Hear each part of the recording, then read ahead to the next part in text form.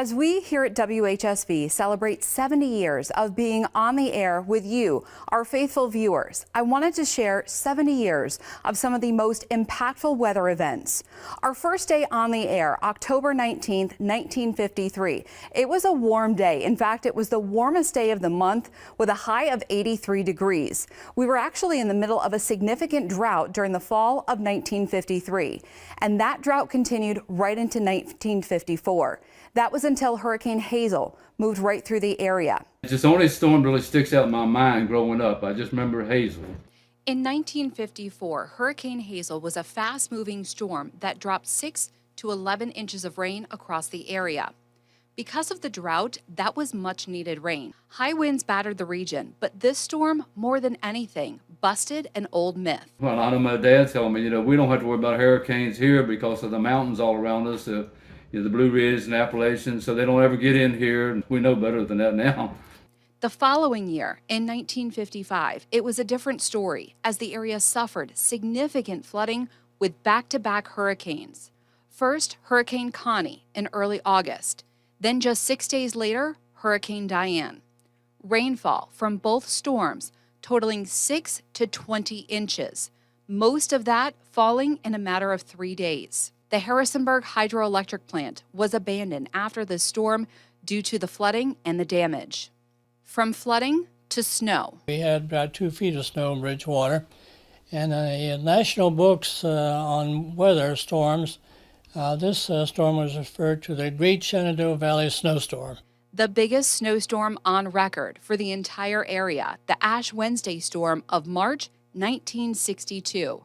We had a long lane, and it drifted 6 and 8 foot high in the lane, and we actually had to get a bulldozer to come in. Snowfall ranged from 20 to 40 inches and drifts as high as 10 feet. It was so much snow, helicopters had to be sent in to drop off food. Many were trapped in their homes for days. In 1969, it was one of the most devastating storms, Hurricane Camille.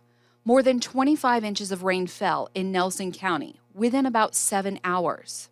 It was like being underwater, and you had to hold your hand over your nose and mouth and shield them so the rain wouldn't get in the way and you could breathe. Dr. Malcolm Tenney describing how heavy the rain fell. It wasn't just flooding, but thousands of mudslides that killed 124 people. Big surges came down and wiped these little communities out.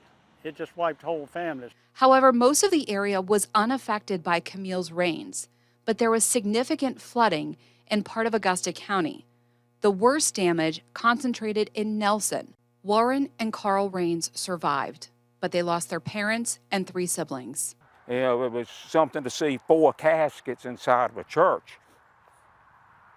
It was more than anybody could stand. Excuse me. The horrific images of the destruction, entire families lost.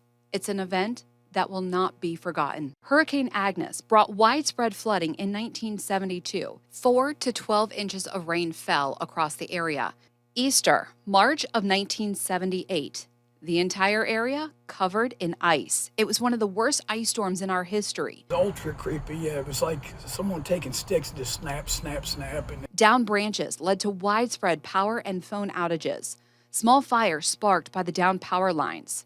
And the earliest snow on record, October 10th, 1979. Yeah, the leaves were still on the trees, and that's what made it bad, because it just broke the limbs. Trees right down. 3 to 11 inches of wet snow fell across the region. Early November 1985, Hurricane Juan, or the Election Day floods. The water rose to the second stories of some houses, forcing families to evacuate. It was one of the worst flooding disasters ever recorded in the area. But with roads impassable and bridges out, many were stuck. So the Air National Guard helicopters came to the rescue. As many as 800 roads and bridges are blocked by high water or mudslides. The flooding, widespread and extensive throughout West Virginia and the Shenandoah Valley. 47 people died in the state of West Virginia, and most of those people in Pendleton and Grant County. After all of that rain, it took just a few months for the region to end up back in a drought that would last through 1986. Farmers suffered a great loss in the year that followed.